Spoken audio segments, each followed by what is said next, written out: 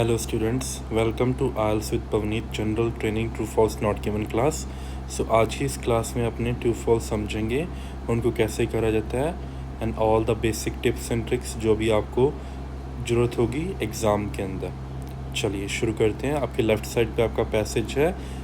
Passage का name है what to do if your clothes have been lost और damaged by a dry cleaner and right side के आपके questions हैं।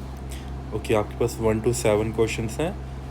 जब भी आप क्वेश्चंस करना स्टार्ट करें single question at a time पढ़े, एक क्वेश्चन पढ़ें एंड उसको अच्छे से समझे वो कहना क्या चाह रहा है क्वेश्चन, देन आप पैराग्राफ की ओर मूव करें। ओके, आप 2 भी पढ़ सकते हैं पर आई रिकमेंड आप 1 से स्टार्टिंग करें फिर 2 पर जाएं। ओके, चलिए शुरू करते हैं।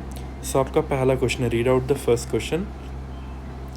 Dry cleaners are generally responsible, वो आमतौर पर ड्राई क्लीनर रिस्पॉन्सिबल होते हैं for the items with them, जो आइटम्स उनके पास होती हैं, even if there is a sign saying the opposite, अगर ड्राई क्लीनर के पास कोई आइटम है। ओके, ये कहना क्या चाह रहे हैं, ड्राई क्लीनर्स आर जनरली, आमतौर पर ड्राई क्लीनर्स रिस्पॉन्सिबल होते हैं जो भी आप आइटम्स उनके पास छोड़ कर जाते हो।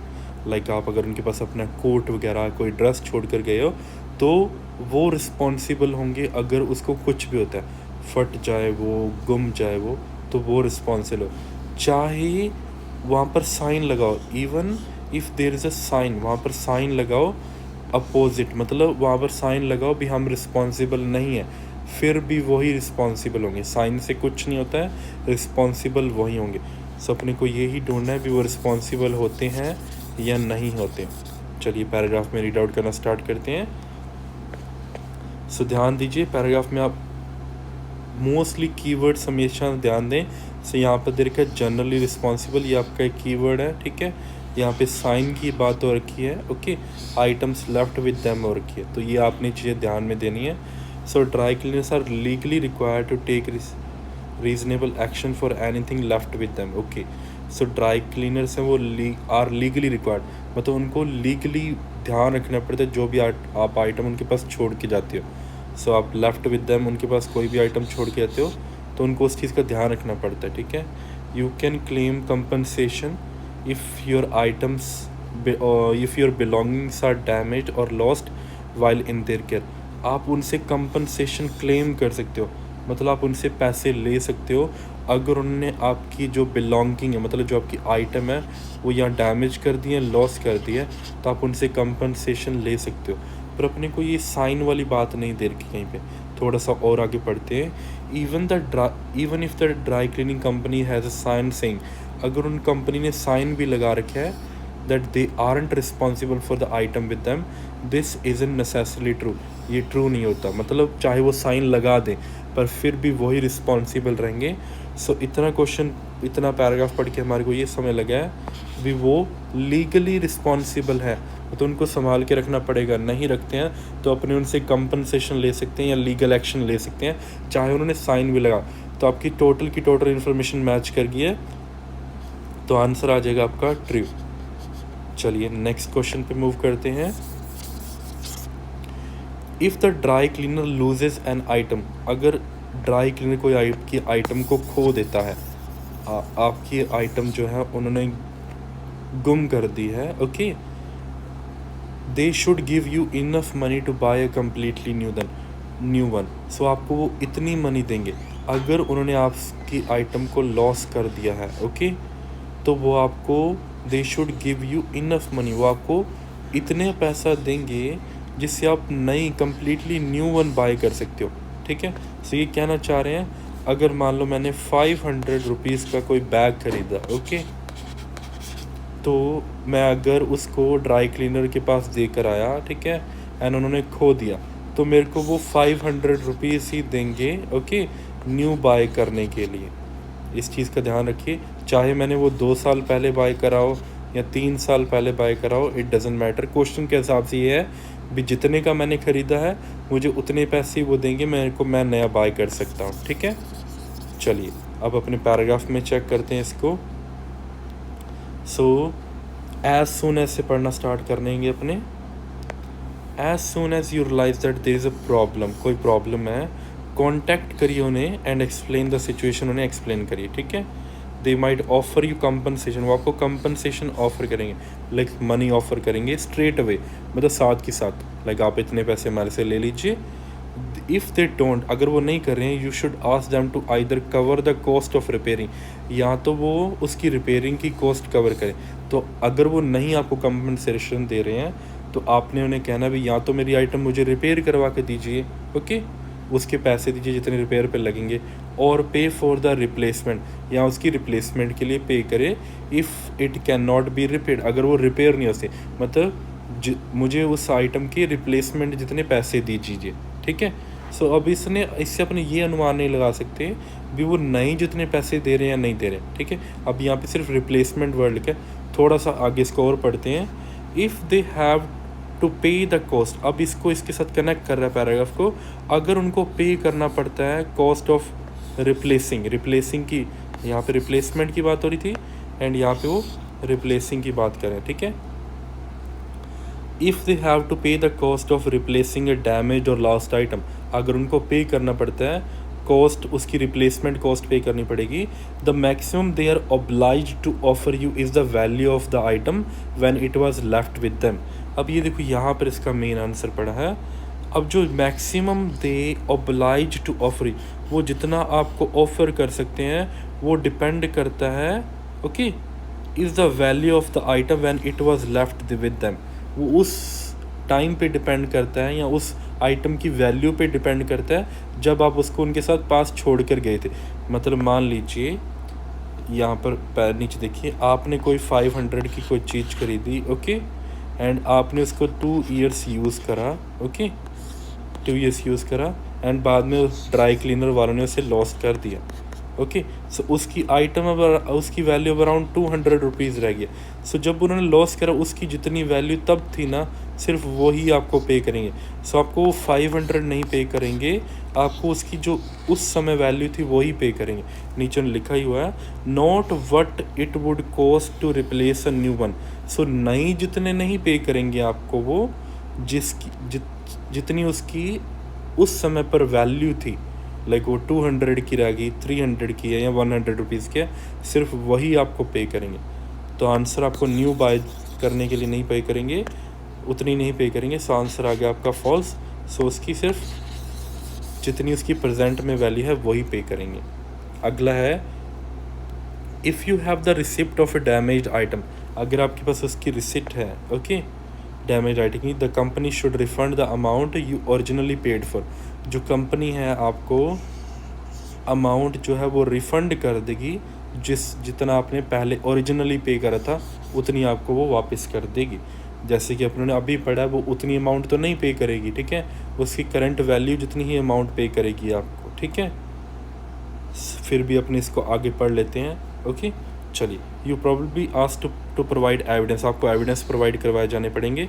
वो आपको कहेंगे भी हमें एविडेंस दीजिए, how much it originally cost, like आपको रिसीट वगैरह के लिए पूछेंगे भी कितनी इसकी ओरिजिनल कॉस्ट थी, ठीक है। फॉर एग्जांपल और रिसीट दे रखे उन्होंने, जैसे कि रिसीट दे पूछेंगे आपसे, ठीक है। मैं इसको इरेज करता हूँ। सो यहाँ से पढ़ना है आपको ओरिजिनल कॉस्ट। फॉर एग्जांपल आपको रिसिप्ट के लिए पूछेंगे the dry cleaner can offer you a reduced amount, देखिए यहाँ पे दे दिया हमने, वो रिड्यूस्ड अमाउंट पे करेंगे depending on the condition of the item. So यहाँ पे भी दे रखा है आपको, यही सेम यहाँ पे दे रखा है, ओरिजिनली पेड करा था उतनी दे देंगे, नहीं, वो आपको रिड्यूस करके देंगे। तो ओरिजिनल वाली नहीं पे करेंगे आपको, रिड्यूस, तो ये भी हो गया फॉल्स। आई होप आप सबको समझ आ रहा होगा, ठीक है।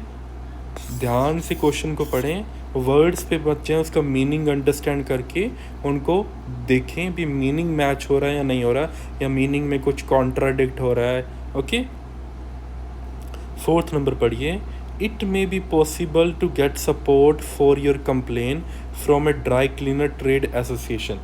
आप ड्राई क्लीनर की जो ट्रेड एसोसिएशन है उनका कोई ग्रुप बना होगा, ठीक है, ट्रेड एसोसिएशन उनका कोई ग्रुप बना होगा, आप उनसे सपोर्ट ले सकते हो अपनी कंप्लेन के रिगार्डिंग, मतलब आपने कोई कंप्लेंट करी है, ठीक है, तो उससे आप उनकी हेल्प ले सकते हो ट्रेड एसोसिएशन से भी, हमारे को वो कंपनसेशन नहीं दे रहे हैं, समथिंग लाइक दैट, ओके।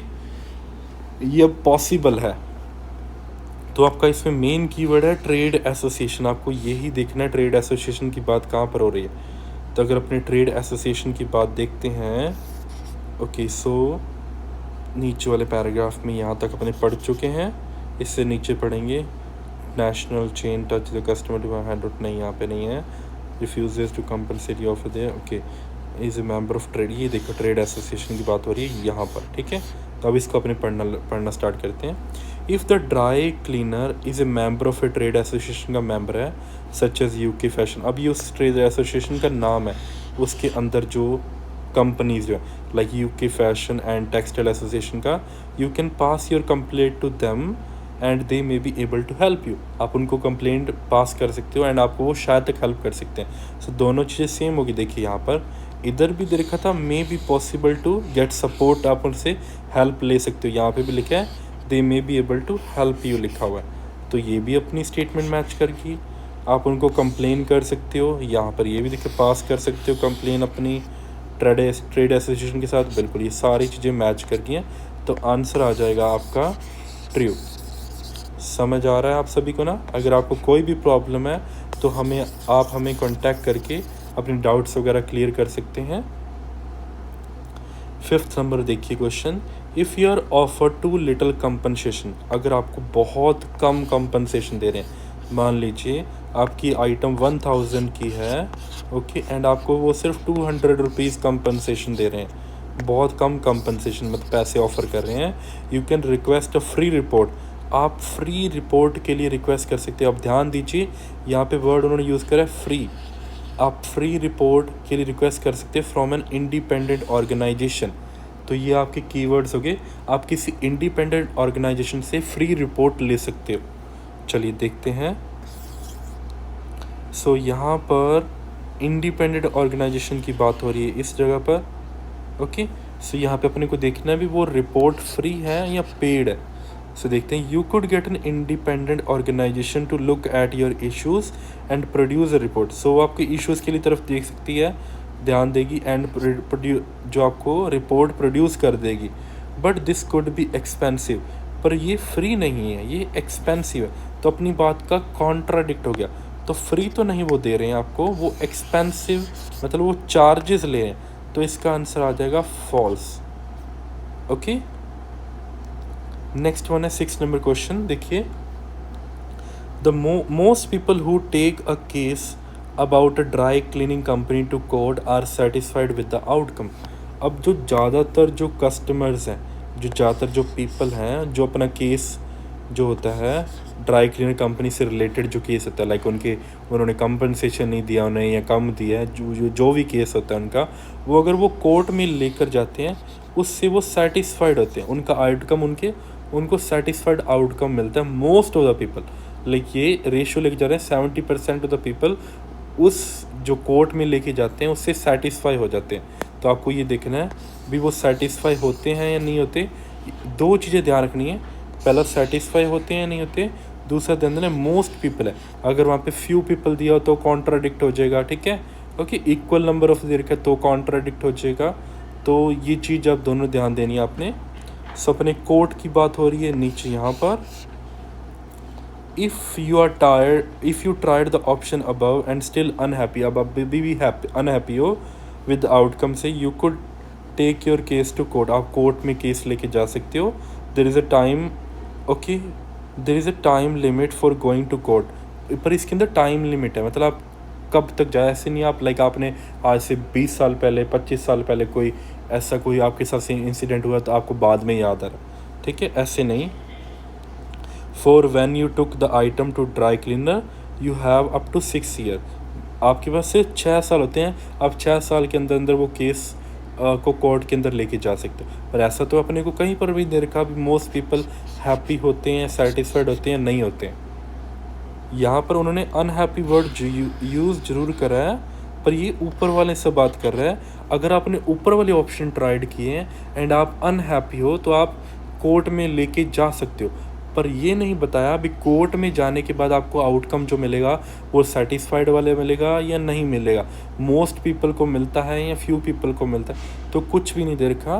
दोनों स्टेटमेंट आपकी जो है नहीं मिली आपको, तो नॉट गिवन आ जाएगा, लास्ट क्वेश्चन देखिए, if an item was lost और डैमेज्ड 9 मंथ्स एगो, लाइक 9 महीने पहले आपकी आइटम को गुम गई या डैमेज होगी, you can still take the dry cleaner to court, आप ड्राई क्लीनर जो वो केस है या उन पर्सन को कोर्ट में लेके जा सकते हो। तो अपने ने अभी पढ़ा था आपके पास टाइम लिमिट होती है 9 ईयर्स तक की, आप 9 सालों तक, 9 सालों के अंदर कभी भी आप उनको कोर्ट में लेके जा सकते हो। तो अपने पास तो सिर्फ यहाँ पे 9 मंथ्स दे रखा है, यहाँ पे 9 ईयर्स दे रखा है। अब ये मत सोचना ये कॉन्ट्राडिक्ट कर रहे हैं, नहीं, 9 ईयर्स के अंदर अंदर आप कभी मर्जी लेके जा सकते हो, चाहे आपको 1 मंथ हुआ हो, 2 मंथ हुआ हो, 3 हुआ हो, 4 साल हुए हैं, 5 साल हुए हैं, 9 मंथ हुए हैं, इसके अंदर 9 सालों के अंदर कभी भी आप लेके जा सकते हो। तो यही बात इन्होंने यहाँ पे कही है। Okay, if their item lost और डैमेज 9 मंथ्स एगो हुई थी तो आप उसको कोर्ट में लेके जा सकते हो, बिल्कुल लेके जा सकते हैं अपने, आप 9 सालों तक लेके जा सकते हो, ये तो 9 मंथ की ही बात कर रहा है अभी, तो आपके पास काफ़ी टाइम है, तो ये ट्रू आ जाएगा। Okay, so that's it for today, ये आपका सेशन हुआ कंप्लीट। अगर आपको अभी भी कोई भी डाउट्स हैं इस पैसे से रिगार्डिंग तो आप हमें पूछ सकते हैं हमारे हेल्पलाइन नंबर पे या चैट बॉक्स में जाकर। Okay, okay students, have a great day.